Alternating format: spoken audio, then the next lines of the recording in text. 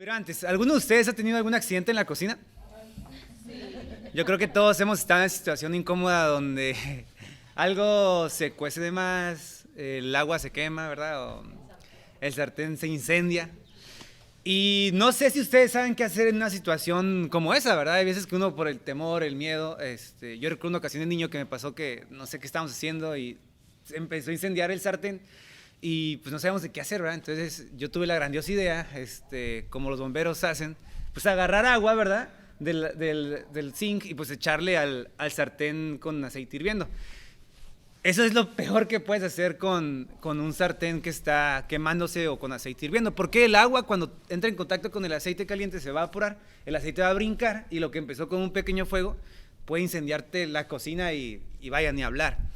La manera adecuada de controlar un incendio de ese tipo es si tienes una tapa adecuada del tamaño del sartén, pues lo cierras y ya, se acabó. Ahí lo dejas un buen rato, se apaga, o si no tienes un trapo húmedo bien exprimido, lo pones encima cubriendo todo el sartén y lo apagas.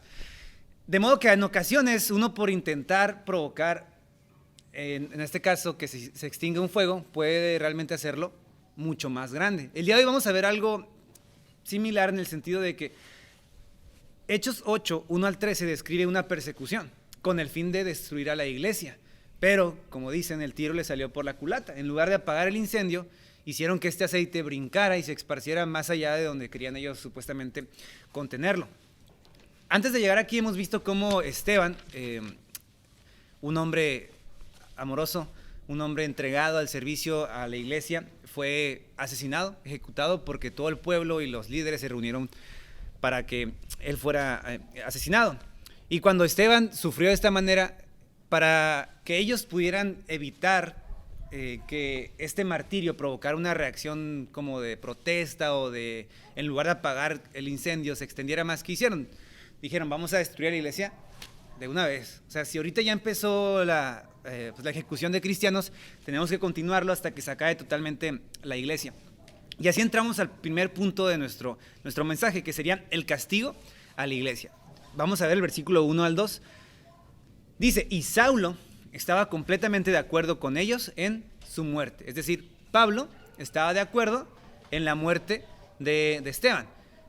En aquel día se desató una gran persecución en contra de la iglesia en Jerusalén, y todos fueron esparcidos por las regiones de Judea y Samaria, a excepción de los apóstoles. Algunos hombres piadosos sepultaron a Esteban y lloraron a gran voz por él. Este hombre, Saulo, que hemos visto, es quien posteriormente sería conocido como el apóstol Pablo. Y Saulo dio testimonio de la muerte de Esteban y dio su consentimiento. Justo después de la muerte de Esteban, el texto nos dice que pasaron dos cosas. En primer lugar, aprovechando pues el furor contra los cristianos, los líderes decidieron levantar una gran persecución para exterminar el movimiento. La persecución fue tan brutal que muchos cristianos decidieron inteligentemente abandonar la ciudad como desplazados y con el temor que tenían huyeron por toda la región de Israel y más allá incluso de Israel. En Hechos 11 se menciona que llegaron hasta el mundo griego, más afuera de la región de Judea. Y lo que pasó en segundo lugar es que algunos buenos creyentes, a pesar del temor, a pesar del peligro, decidieron dar una buena sepultura a Esteban. Pero a diferencia de esas personas, el versículo 3 nos dice que Saulo hacía algo distinto. El versículo 3 dice, pero Saulo hacía estragos, o sea, daño en la iglesia. ¿Cómo? Entrando casa por casa y arrastrando a hombres y a mujeres y los echaba en la cárcel. A diferencia de estos piadosos que daban sepultura a Esteban, pues Saulo decidió comenzar la persecución. Su maldad era tanta que en cuanto vio la sangre de Esteban, cual depredador, ¿verdad? Se inició un instinto en él de exterminar el movimiento. Y mismo Pablo más adelante, cuando se describe su horroroso pasado, dice lo siguiente: yo perseguía este camino hasta la muerte. O sea, el odio que tenía Pablo por el cristianismo era hasta la muerte. Dice, yo detenía y entregaba en cárceles a hombres y mujeres, parejo. Como el sumo sacerdote también me es testigo y todos los ancianos de quienes también recibí cartas. Eso está en Hechos 22.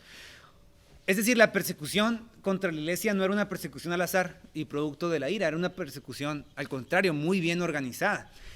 Como ustedes conocen actualmente en nuestro Estado de Derecho, la policía, por ejemplo, no puede entrar a tu casa simplemente porque se le infla en gana, ¿verdad? No es como que, quiero entrar a tu casa y me tienes que dejar pasar. Claro que no, tiene que haber una orden judicial para que esas personas puedan pasar a tu casa. Y más aún, si pasan, tiene que haber incluso una orden judicial que permita que te revisen tu casa. Es más, si van a revisar tu cuerpo más exhaustivamente, tiene que haber una orden judicial incluso para eso. En el mundo hebreo no era algo tan distinto. Había que tener autorización de los líderes judíos y de los ancianos para poder entrar casa por casa, arrastrar y arrestar hombres y mujeres y encarcelarlos. Y Pablo consiguió eso. O sea, el sumo sacerdote estaba de acuerdo y los ancianos estaban de acuerdo. Pablo también menciona en Hechos 22:19, dice: yo encarcelaba y también azotaba en todas las sinagogas a los que creían en Jesús. Los azotes es una manera de decir que los flagelaban, o sea, los golpeaban de modo de castigo. O sea, para entender a Pablo y a los perseguidores de la iglesia, tenemos que entender que ellos creían estar del lado correcto de la historia, ¿sí? Nadie hace algo así por una mentira. Ellos realmente creían que era su misión. Ellos creían que Dios los estaba respaldando. Ellos creían que estaban realmente llevando a cabo la misión de Dios al abusar de esta manera. Y si ustedes leen el Antiguo Testamento, por ejemplo en Génesis, van a darse cuenta que cuando un grupo de personas es dispersado, eso es una señal del juicio de Dios. Pensemos, por ejemplo, en la Torre de Babel. ¿Recuerdan esa historia? En la Torre de Babel, los seres humanos se juntaron porque querían hacer una torre que llegara hasta el cielo, porque ellos querían hacerse como Dios en cierta manera, querían proclamar que ellos eran todopoderosos. Dios, ¿qué hace en esa historia? Baja, confunde sus idiomas y los dispersa. Vemos ahí que la dispersión es una señal del juicio de Dios. También en la historia de Israel, ustedes van a toparse con los profetas, que era algo muy común que Dios le dijera a los israelitas: si ustedes me siguen desobedeciendo, yo los voy a dispersar, los voy a llevar lejos de aquí y los voy a dispersar por todas las naciones. Y tal cosa sucedió. En algún momento el reino de Israel estaba unificado, pero fue dividido. Los hebreos del reino del norte fueron llevados a esclavos por los asirios y jamás regresaron de la esclavitud. Ese pueblo se desapareció. De hecho, los samaritanos fueron los pocos judíos del norte que quedaron, que se combinaron con otras razas. Y por eso los judíos del sur, que se sentían puros, los veían con desprecio, porque decían: es que ustedes no son judíos puros, son judíos combinados con las otras naciones. O sea, ellos no los veían como parte del pueblo de Dios. Y el reino del sur, que era como el reino más fiel de entre los dos, también fue llevado cautivo a Babilonia. Ahí se desarrolla en esta historia, por ejemplo, la del profeta Daniel. Estaban en el exilio, que se conoce. Así que en la mente de los perseguidores, ellos estaban como cumpliendo esta misión de esparcir a los infieles, ¿verdad? De ejecutar el juicio de Dios contra los infieles cristianos y esparcirlos por todo el mundo. Y de esa manera ellos iban a acabar con el movimiento. Y uno al leer esto podría creer que Dios está castigando a la iglesia. Por supuesto que eso no está pasando. Dios de hecho está en control de la situación y era necesario que se llegara hasta este extremo para demostrar que todas las oportunidades del pueblo de Israel se habían quemado y que el evangelio tenía que ir más allá de sus murallas. Y pensemos un poco, cuando ustedes leen el libro de Hechos se van a dar cuenta que la iglesia ya estaba preparada para esta situación. De hecho, hay varias condiciones que se presentaron para la persecución. Primero, pues hemos visto que ellos estaban ya cimentados, ellos sabían cómo debían vivir en comunidad, también tenían al Espíritu Santo. Hemos visto en el libro de Hechos que se enfrentaron a problemas externos, ¿recuerdan? Persecución, también a problemas internos de división o malas enseñanzas. Muchos de ellos incluso habían vendido sus propiedades, no tenían nada físico, terrenal, a lo cual aferrarse más que a Dios, lo cual por supuesto es suficiente. Ahora esta oposición llegó hasta tal punto que se ha ejecutado un líder de la iglesia. Y es el tiempo entonces de salir y de llevar este mensaje hasta donde fuera necesario. Podría uno preguntarse y decir, pero ¿por qué es necesaria la persecución? ¿Sí? O sea, ¿de verdad tenía que llegar persecución a la iglesia para que ellos salieran de Jerusalén y llevando el evangelio a todo el mundo? ¿No pudo simplemente Dios decirles: hey, váyanse de Jerusalén, sigan expandiendo el evangelio? Y aquí es cuando entramos a la necesidad de la persecución. Y ese es un tema un poquito complejo, porque a nadie le gusta sufrir. Yo creo que a ninguno de nosotros le agrada el hecho de sufrir, pero es justamente para lo que vamos al gimnasio, ¿no? Para sufrir. Pero porque sabes que hay un beneficio o un resultado de por medio al final de ese sufrimiento. La escuela es una tortura, ¿no? Para un niño, o sea, te llevan a un lugar lejos de tus papás, lejos de tu casa, de tu familia, te ponen un uniforme que no te gusta, te sientas en un banco incómodo y luego te dan clases aburridas todo el día y dijeras tú, esto dura un año, ¿no? O sea, dura tus 6 años de primaria, si supiste los de kinder, la prepa, la secundaria, aparte la universidad, o sea, 20 años de tu vida sufriendo, por decirlo de una manera. O sea, de niño lo ves así porque no entiendes. Pero todos aquí sabemos que el objetivo final de la escuela es que tú vayas escalando en conocimientos y que la dificultad de esos conocimientos vayan desarrollando tu potencial. A nadie le gustan matemáticas, ¿no? Dices tú, ¿para qué me va a servir derivar en la vida? Y es cierto, a veces nos sirve como que para algo muy práctico o útil en la vida diaria. Bueno, pregúntenle a los ingenieros, eso es otro asunto, ¿verdad? Pero para nosotros que sufrimos eso, a lo mejor dices, no me sirvió de nada. Pero el grado de dificultad que eso acarrea a tu vida fue haciendo tu mente más fina, fue provocando que tú supieras exactamente cómo enfrentarte a otro tipo de problemas sin decir no puedo hacer nada o no hay solución para esto, sería imposible. Y Dios, si nosotros somos no tan sabios como Dios, y Dios es mucho más inteligente que nosotros y mucho más previsor que nosotros, las dificultades hacen que nosotros al encontrarnos sin salida, sin solución, sin nada a lo cual poder ir, aprendamos entonces a correr con Dios. Fíjense que dice 1 Corintios 12:10, por esto me regocijo en mis debilidades, en los insultos, en las privaciones, en las persecuciones y en las dificultades que sufro por Cristo. ¿Por qué? Porque cuando soy débil, entonces soy fuerte. Es una regla del cristianismo. Hay una fuerza oculta en la debilidad cristiana y eso se llama el poder de Dios. O sea, la iglesia tenía que sufrir persecución porque era la manera en la que Dios exprimiría hasta la última gota de su jugo, de su esencia, de lo que realmente la hacía valiosa. Pensemos esto, el texto no nos lo dice, pero no sabemos si ellos ya estaban cómodos. Probablemente en Jerusalén, con las viudas atendidas, la iglesia creciendo y creciendo, a lo mejor ellos estaban ya cómodos, probablemente habían olvidado, ignorado o quizá bien intencionadamente habían postergado la misión de Jesús de ir por todo el mundo y predicar el evangelio. Pero la persecución iba a tener esa función de levantarlos para no parar, como dicen, la carga hace andar. De hecho, Jesús mismo lo dijo en Lucas 6:22, escuchen, dichosos ustedes cuando los odien, cuando los discriminen, los insulten y los desprestigian por causa del Hijo del Hombre. Uno podría pensar, qué dicha o bendición, alegría o felicidad puede haber en que alguien me odie, en que alguien me discrimine o me insulte. O sea, que yo sepa eso no está bien, no puede haber algo bueno en eso. Pero Jesús dice eso. Ahora, ¿por qué? Porque cuando no tienes nada en ti mismo o algo a lo cual aferrarte, solo tienes a Dios. De nuevo, cuando no tienes nada en ti mismo valioso o algo valioso a lo cual aferrarte, cuando todos te han despreciado o sientes que no hay salida, solo puedes ir a un lugar y ese lugar es Dios. Por eso el salmista, como proyectándose a su niñez, decía lo siguiente, aunque mi padre y mi madre me abandonaran o me dejaran, con todo Jehová me recogerá. Salmo 27:10. ¿Qué puede hacer un niño sin sus padres o sin nadie que lo defienda? O sea, piensen, un bebé solo en este mundo, ¿qué puede hacer? Nada. Incluso en nuestra sociedad entendemos tan bien eso, que el Estado procura un hogar temporal o un lugar de refugio para los niños que no tienen padres o alguien que los pueda cuidar. O sea, traduzcámoslo a la vida adulta.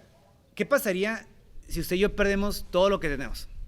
Toda la manera de subsistir, lo que obtenemos para vestirnos o para comer. ¿Qué pasaría? O sea, ¿sería nuestro fin? No debería ser porque tenemos y seguimos teniendo a Dios. O sea que la iglesia tenía que pasar por persecución para tomar lo único que poseía y correr a Cristo. O sea, y lo mismo yo les digo a ustedes y me lo digo a mí, en medio de cualquier circunstancia, sea persecución, escasez, dolor, pecado, desesperación, cuando sientes que no vales nada o que no eres un cristiano verdadero, haz inventario de tu vida. O sea, ve qué tienes realmente y déjalo todo, toma a Cristo y sigue adelante. La iglesia de Jerusalén hizo exactamente eso. Imaginen, o sea, empezó la persecución, pero no tenían casas, algunos la habían vendido, no tenían tesoros, no tenían nada que aferrarse, dijeron, toma a Cristo y sigue avanzando. Y así, del castigo de la iglesia, llegamos al compromiso de la iglesia. Versículo número 4. Fíjense, ¿cuál es la actitud de ellos? Así que los que iban siendo esparcidos, iban predicando la palabra. El texto bien podría decir, los que iban siendo esparcidos iban llorando para donde quiera que iban, quejándose de las circunstancias de la vida. Pero ellos, a contrario a nosotros en ocasiones, iban, dice, a pesar de todo, en persecución, predicando la palabra. O sea, ellos hicieron maletas, o a lo mejor no, olvidaron muchas cosas en su casa, pero el Espíritu Santo iba con ellos. Y como eran creyentes, a donde quiera que iban, a Judea, a todo Jerusalén, las regiones de Israel, ellos iban cumpliendo las palabras de Jesús. Hechos 1:8, y me serán testigos en Jerusalén, en toda Judea, se está cumpliendo. Y más aún, la otra parte del versículo, ahorita se va a mostrar que se cumple cuando Jesús dijo que también seríamos testigos de él en Samaria, esta región despreciada. Versículo 5, Felipe, o sea que también por la persecución huyó, descendiendo a la ciudad de Samaria, les predicaba a Cristo. Y las multitudes unánimes prestaban atención a todo lo que Felipe decía, al oír y ver las señales que hacía. Porque de muchos que tenían espíritus inmundos, o sea, demonios, estos salían de ellos gritando a gran voz, y muchos que habían sido paralíticos y cojos eran sanados, y había gran regocijo en aquella ciudad. O sea, recordemos, Samaria es esta región y población despreciada para los judíos, pero a los ojos de Dios, amada. Jesús mismo, cuando estuvo en la tierra, tuvo amor para con este grupo, que eran considerados impuros. En Lucas 17 se cuenta que Jesús sanó a un leproso. Realmente eran 10. Los sanó a todos. Los 9 no regresaron, pero uno regresó y se postró ante Jesús para agradecerle. Y el texto nos dice que ese hombre era samaritano. Y Jesús no fue como que le dijera, no, tú eres samaritano, vete de aquí, esto no es para ti. Al contrario, Jesús le dijo, levántate, tu fe te ha salvado. En Juan 4, Jesús también tuvo un encuentro con una mujer, y esta mujer era una mujer samaritana, y Jesús dice que le ofreció el agua viva.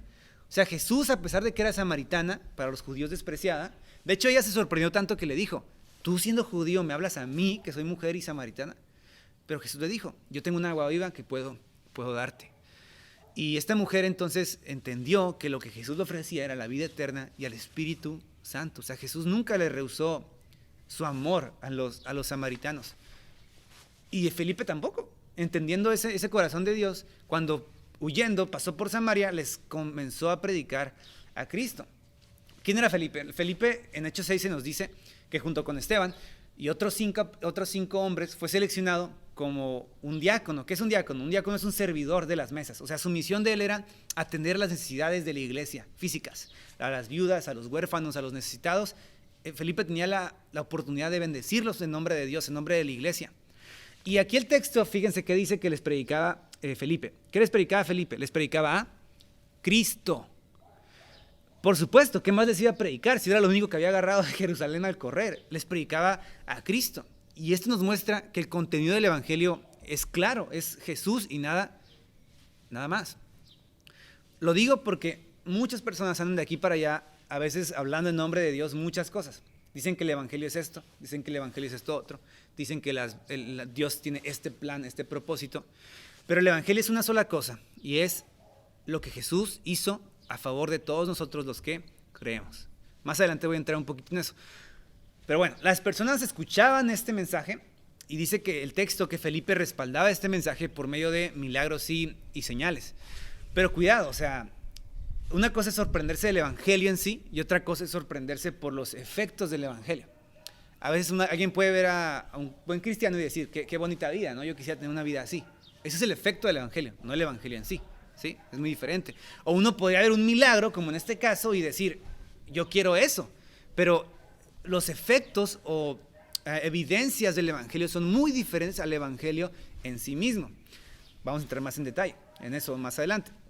Pero dice que la ciudad, al ver esos milagros, al ver la sanidad, al ver la liberación de gente que tenía demonios y que Dios les daba liberación, dice el texto que había alegría en la ciudad, estaban contentos. Fíjense, comparémoslo con Jerusalén. En Jerusalén, a pesar de los milagros y todo, ¿qué había? Rencor, odio, resentimiento contra los cristianos. Pero en esta ciudad, ellos tenían alegría por lo que Dios estaba mostrando. Y finalmente, así llegamos del castigo al compromiso, llegamos al crecimiento de la iglesia, ¿sí? Porque el mensaje del evangelio no consiste únicamente en ir de aquí a allá contando esto, ¿verdad? Como si fuera un mensaje intelectual. Es también un mensaje para el corazón. Buscamos un cambio. Es el final, es el propósito final de lo que anunciamos. Versículo 9. Dice que hacía tiempo que cierto hombre llamado Simón estaba ejerciendo la magia en la ciudad y asombraba a la gente de Samaria, porque pretendía ser un gran personaje. Y todos, desde el menor hasta el mayor, le prestaban atención y decían: este es el que se llama el gran poder de Dios. Y le prestaban atención porque por mucho tiempo los había asombrado con sus artes mágicas. La historia de este hombre llamado Simón tiene muchas vertientes. La semana que viene vamos a ver en detalle un poco más sobre esa historia y qué tiene en particular, ¿okay? Así que no me voy a meter mucho con él. Pero bueno, fíjense, lo que podemos ver aquí rápidamente es que a diferencia de Jerusalén, la oposición aquí era un brujo, ¿sí? En Israel la oposición, ¿quién era? Los líderes judíos, religiosos, pero aquí la oposición era la brujería. Aquí el opositor, el gran líder, o lo que llamaba la atención, lo que desviaba la atención de las personas era un hombre que decía que él tenía el gran poder de Dios. Pero, versículo 12, cuando creyeron a Felipe, que anunciaba las buenas obras del reino y el nombre de Cristo, se bautizaban tanto hombres como mujeres. El texto nos está diciendo, cuando este mago que se llamaba Simón predicaba o anunciaba o hacía su magia y comunicaba el gran poder de Dios, dice que todos, desde los más chicos hasta los más grandes, estaban cautivados, porque decían, él es el de las grandes artes mágicas. Pero cuando llegó Felipe, pasó exactamente lo contrario. Ellos escucharon lo que él predicaba y en el nombre de Jesús se bautizaban tanto como hombres como mujeres. Ahora, cuando escuchas el mensaje del evangelio, toda charlatanería se cae por completo. Y es vital que hagamos eso. O sea, nosotros tenemos que confrontar nuestras creencias todas, sociales, políticas, espirituales, lo que sea, frente a la luz del evangelio. Y entonces ver realmente cuál es la verdad. El mensaje de Felipe fue creído. Como dice un escritor, un comentarista de este pasaje, Dennis Johnson, dice: aunque las señales que llevó a cabo Felipe llamaron la atención de los samaritanos y hubo gran gozo en la ciudad, fue el mensaje que Felipe predicaba lo que cambió sus corazones. ¿Cuál es el mensaje que cambió el corazón de los samaritanos? Leamos de nuevo el versículo 12. Cuando creyeron a Felipe, dice que les anunciaba las buenas nuevas del reino de Dios. ¿Okay? Ese es el mensaje puntual que Felipe predicaba, las buenas nuevas del reino de Dios. Quiero que usted y yo nos proyectemos a ser samaritanos para entender este mensaje. ¿Sí? Felipe les predicaba las buenas nuevas, o sea, las buenas noticias del reino de Dios. Los samaritanos únicamente creían en los primeros 5 libros de la Biblia, que tradicionalmente son atribuidos a Moisés. Estamos hablando de Génesis, Éxodo, Levítico, Números y Deuteronomio. Ellos, como samaritanos, pensaban que esos eran los únicos libros revelados de parte de Dios, así que adoraban a Dios pues a su manera. Y vaya, su manera era un poco extraña porque combinaban varias cosas, se le llama sincretismo, ¿verdad? Cuando combinas corrientes de muchas partes, como que esto queda bien y haces al final una sopa bien extraña. Así que empecemos ahí. El evangelio nos enseña primero, en Génesis, que Dios nos creó. Esa es la realidad. Dios creó a Adán y Eva. Y cuando Dios creó a Adán y Eva les dijo lo siguiente: sean fecundos, multiplíquense, llenen la tierra y sométanla, ejerzan dominio sobre los peces del mar y sobre las aves del cielo y sobre todo ser viviente que se mueve sobre la tierra.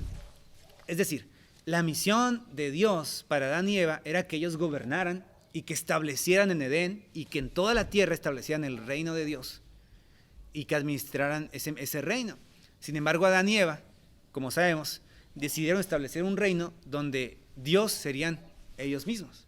Ellos mismos se pondrían en lugar de Dios y nada estaría por encima de ellos. Entonces Dios condenó su reinado al fracaso. Ellos pretendían la victoria, ¿verdad? Pero al final obtuvieron la muerte. Y al final, en lugar de ellos reinar, se dieron el dominio de este mundo y de sus cuerpos al pecado, a la muerte y a Satanás, el enemigo de Dios.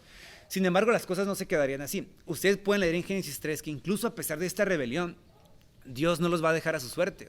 Y eso es impresionante, porque Dios bien pudo haber dicho desde ese momento: se las ven ustedes como puedan, es su problema, están acabados sin mí. Pero Él prometió que un día se levantaría otro hombre, es decir, otro representante de Adán y Eva, otro rey, que sería capaz de aplastar la cabeza de la serpiente traidora es decir, a Satanás, y con él aplastará al pecado y a la muerte. Así que me van siguiendo aquí. Tenemos aquí tres problemas, por decirlo de una manera. El reino fue corrompido y hay tres problemas. En primero, Satanás, que gobierna el mundo con maldad. En segunda, el pecado, que no solo ha contaminado toda la creación, sino que ha llegado hasta lo más profundo de nuestro corazón. Y como si eso no fuera suficiente, también tenemos que lidiar con la condena de morir. El tiempo se nos está acabando. Pero Dios en su infinita misericordia hacia nosotros, en Génesis mismo, llama primero a un hombre extranjero, que se llamaba Abraham. Y con Abraham y sus descendientes, Dios quería establecer otra vez ese reino en la tierra. Esos descendientes de Abraham son conocidos como los israelitas. Y Dios les pedía a ellos, a los israelitas, que fueran fieles. Y que entonces así ellos se convertirían en el reino de Dios y de a poco comenzarían de nuevo a restablecer el reino de Dios. Sin embargo, la historia que vemos una y otra vez, como Adán y Eva, es que los israelitas rompían el pacto vez tras vez. O sea, Moisés los sacó de la esclavitud, les dio las leyes, los hizo el pueblo santo. Josué, que era como su conquistador, los introdujo a la tierra prometida, donde supuestamente ellos debían establecer el reino de Dios. Pero se desviaban una y otra vez. Incluso cuando pasaron los años y Dios levantó a un verdadero rey ejemplar que se llamaba David, todo parecía ir bien para el asentamiento del reino. Pero los hijos de David, Salomón y sus descendientes, fueron infieles a la visión de Dios. Y ellos, en lugar de guiar al pueblo hacia el bien, lo guiaban hacia el pecado, hacia la maldad.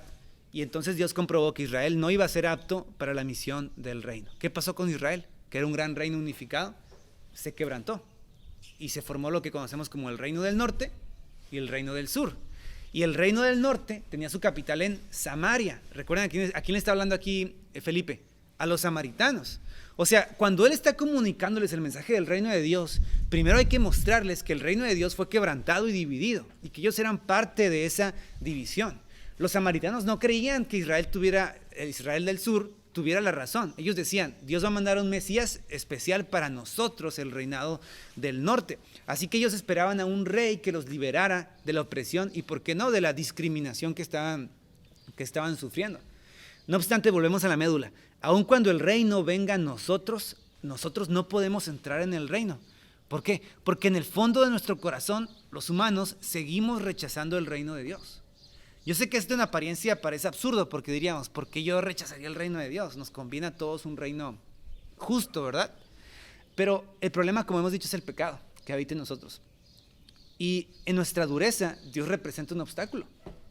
Hay que decirlo tal cual es. En nuestra dureza, Dios representa un obstáculo. ¿Por qué? Porque Él nos pide amarlo sobre todas las cosas, pero nosotros nos amamos mucho a nosotros mismos y amamos mucho más otras cosas. ¿Cómo puedo dar evidencia de eso? Que incluso siendo cristianos, a veces dedicamos la mayor parte de nuestra vida a cosas que no tienen en absoluto nada que ver con Dios. Dedicamos nuestro tiempo, dinero y esfuerzo, como el lema de Oxxo. ¿Pero a qué? Pero a cosas que son buenas en apariencia, pero nos desvían a veces del plan de servir a Dios con todo nuestro corazón. Porque cuando Jesús nos invita a su reino, nos pide rendirnos a Él. Y eso a nosotros nos implica morir. Y también implica morir al pecado que en lo oculto tanto amamos. Así que el mensaje del reino nos muestra que nosotros no queremos acercarnos a Dios, pero tampoco queremos. Y cuando pretendemos acercarnos a Dios o a su reino, queremos hacerlo bajo nuestras reglas, bajo nuestra lógica. O sea, ok, Dios puede meterse aquí, pero en esto Dios ya no puede meterse.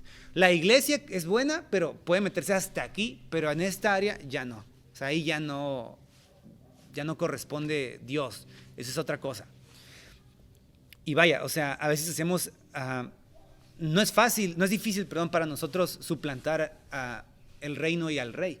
Al quitar a Dios de esa posición, ¿a quién ponemos? A nosotros, a nuestro trabajo, a nuestro éxito, nuestra reputación, incluso cosas buenas como los hijos que Dios nos puede dar, ¿verdad? O sea, hay gente que pone a sus hijos en el centro de su vida y en el altar de sus hijos sacrifica todo lo que sea necesario. Así que, como humanos, observemos esto. Tenemos una absoluta necesidad de mirar a un rey y adorarlo. Y si no es Dios, va a ser otra cosa. Pero entonces, la historia no es solo malas noticias. El reino va a ser restablecido. Vino un hombre que se llamaba Jesús. Y Jesús dijo que el reino de los cielos se había acercado. Jesús dijo que cuando lo siguiéramos y dejáramos todo atrás, encontraríamos un tesoro. Jesús nos enseñó que Él es el rey prometido de parte de Dios. O sea, lo que los reyes de Israel no pudieron hacer por infieles, Jesús sí lo pudo hacer porque era el Hijo de Dios fiel. O sea, pero este rey también nos dijo algo extraño. Dijo que Él tendría que morir. Y eso es ilógico para nosotros porque cuando un rey viene o un buen gobernante viene, queremos que dure por muchos años para que siga generando transformación. Pero Jesús dijo cuando estaba aquí en la tierra que Él tenía que morir. Él nos mostró que dar su vida era la única manera de que nosotros pudiéramos ser salvos. ¿Por qué? Como hemos dicho, recordemos aquí, el problema del pecado de los samaritanos, de los judíos y de nosotros como humanidad es el pecado. O sea, no porque sea un problema para nosotros. De hecho, nos gusta el pecado, lo disfrutamos. Pero el pecado es una mancha que nos impide acercarnos a la fuente de toda felicidad y perfección, que se llama Dios. O sea, el mundo y nosotros nos hemos corrompido a tal grado que no podemos acercarnos a Dios. Es como acercarnos al sol. ¿Qué pasaría? Nos consumiríamos, nos quemaríamos por completo. Pero Jesús dice, yo vengo para hacer posible que ustedes se acerquen a Dios, pero para hacer posible que ustedes se acerquen a Dios, yo debo de morir. Jesús dijo que Él venía a tomar nuestro lugar frente a la justicia de Dios. O sea, nosotros debíamos pagar por nuestros pecados, pero Él viene y nos sustituye. En la cruz, en apariencia, vemos que Jesús muere ante los romanos, pero Jesús en la cruz realmente muere ante Dios, cargando toda la responsabilidad de nuestra desviación. O sea, cuando Jesús está en la cruz, Él llegó a decir lo siguiente: Dios mío, ¿por qué me has abandonado? O sea, imagínense, Jesús en la cruz dijo, Dios, ¿por qué me abandonaste? Uno piensa en la cruz y dice, los romanos, los judíos mataron a Jesús, ellos lo abandonaron a su suerte. Pero Jesús mismo nos está diciendo, y toda la Biblia nos muestra, que quien realmente abandonó a Jesús en la cruz, ¿quién fue? Dios, su Padre. Y uno diría, ¿por qué Dios hace eso? Por amor a nosotros. O sea, porque nosotros somos los que deberíamos estar en la cruz diciendo, Dios, ¿por qué me has abandonado? O sea, que Jesús toma nuestro lugar, es nuestro sustituto. Cuando Jesús muere, la ira de Dios, el castigo de nuestra condena, se aparta de nosotros. Y entonces Jesús hace posible que nosotros nos acerquemos a Dios porque quita todo el obstáculo de en medio. Y ahora nos ofrece su Espíritu Santo para poder relacionarnos con Dios. Y eso es maravilloso, porque era lo que los judíos no entendían. Ellos creían que la única manera de adorar a Dios era por medio de un templo, sacrificios y reglas y reglas y reglas. Y Jesús dijo, no, cuando Dios venga a ustedes, Él va a habitar en ustedes y ustedes, donde sea que se encuentren, van a poder adorar a Dios si lo hacen en espíritu y en verdad. O sea, si lo hacen con sinceridad, ustedes van a poder adorar a Dios. Pero vaya, las noticias no son únicamente que el Rey viene a morir por nosotros. Jesús también vino a vivir por nosotros. Antes de la cruz, Jesús vivió, creció como un niño, un adolescente, un joven y finalmente fue un adulto perfecto en todos sus caminos. Uno podría decir, ¿por qué simplemente si tenía que morir, pues Jesús no bajó cuando tenía 33 años del cielo, ¿no? Suena lógico, ¿no? O sea, que baje del cielo, crucifíquenme, lo crucifican y ya, ¿no? Se acabó, murió por nosotros. No, porque Jesús también tenía que vivir por nosotros. O sea, recordemos un poquito de lo que hemos hablado aquí del reino de Dios. ¿Quién fue el primer encomendado o los primeros encomendados a gobernar el reino de Dios? Adán y Eva. Pero ellos fallaron estrepitosamente. Pero donde Adán y Eva no pudieron ser obedientes, Jesús pudo ser obediente en perfección. Luego, el reino de Dios pasó a la responsabilidad de los patriarcas, Abraham, Isaac y Jacob. Pero donde ellos fallaron, Jesús sí fue fiel. Después el reino de Dios pasó a lo que conocemos como el pueblo de Israel. Y ellos tenían que ser fieles en todo momento. ¿Pero qué pasó? No pudieron. Pero Jesús vino a ser el Hijo de Dios, el Israel de Dios, que sería fiel en todo momento. Finalmente hizo lo que nosotros no podemos hacer: amar a Dios en perfección y vencer al pecado. Y esa es la, no iba a decir magia, pero esta es la maravilla, el milagro del pacto que Jesús nos ofrece. Que uno piensa que para acercarme a Dios yo tengo que ser perfecto. Pero entendamos, ese es el punto por el que Jesús vino, porque nosotros no podemos ser perfectos. Pecamos, fallamos, nos desviamos, vemos a otras cosas antes que a Dios. Y por eso viene Jesús, porque dice, yo tomo tu lugar, No por tus pecados únicamente, sino por lo que te falta. Mi vida de perfección ahora es tuya cuando vienes a mí. Pero también después de la cruz, Jesús vive por nosotros, ¿sí?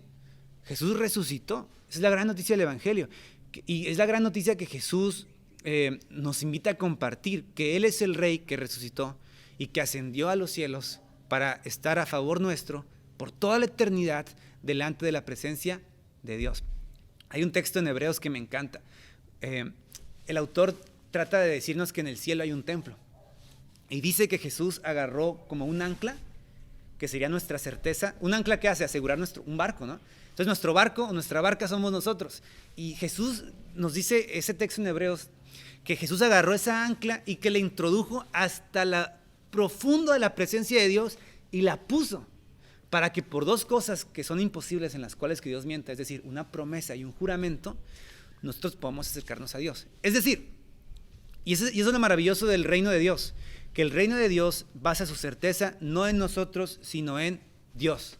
No en nosotros, sino en Jesús. Jesús dijo, el que cree en mí tiene la vida eterna. Hay un texto en Isaías 33:17 que dice, tus ojos contemplarán al Rey en su hermosura y verán una tierra muy lejana. Esa promesa Jesús la vino a cumplir, porque lo que antes no podíamos hacer, ahora nosotros lo podemos ver, que es ver al Rey, a nuestro Dios, en su hermosura y entonces ver una tierra muy lejana. Es una promesa. O sea, nuestro corazón va a encontrar un descanso en Dios eterno y jamás se va a volver a sentir inquieto porque sabremos lo que es la verdadera felicidad.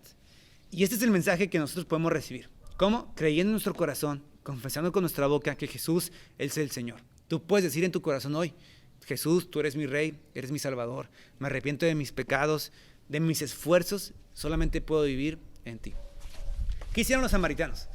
Dice que se bautizaban en el nombre de Cristo, tanto hombres como mujeres. Y el versículo 13 añade algo increíble. Aún Simón, este mago, creyó y después de bautizarse continuó con Felipe y estaba atónito al ver las señales y grandes milagros que se hacían. O sea, Simón, este mago engañador, creyó también y fue bautizado. Más adelante veremos que esta conversión fue en apariencia, lamentablemente. Lo que nos lleva realmente a otra vez reanalizar nuestros motivos para acercarnos al reino de Dios. Él se acercó por lo que veía, por los milagros. Eso le sorprendió y se acercó a Dios por eso. Pero les pregunto, si incluso Dios no hiciera ningún milagro, ¿Él es digno de que nosotros nos acerquemos a Él? Por supuesto. Y debemos entender eso, porque a veces la vida no va a ir tan bien como pensamos. Es lo que nos muestra este mensaje, que la persecución puede llegar, la dificultad puede llegar, nuestra fe puede ser puesta a prueba como en un fuego y parece que se incendia, sentimos que se destruye, pero es para evaluar el lugar donde hemos puesto nuestra confianza. Así que yo los invito a atesorar a Jesús como nuestro Rey, a renunciar a todo lo demás y descansar en Jesús. O sea, renunciemos a todo lo que nos está deteniendo, levantemos nuestros ojos, veamos a nuestro Rey en su hermosura y esa visión de Dios en su hermosura no nos va a desamparar. Este mensaje puede parecer un revés para la iglesia de Jerusalén, pero resultó siendo todo lo contrario. Dios usó esta situación para seguir expandiendo su mensaje y es solo el comienzo de lo que se viene más adelante.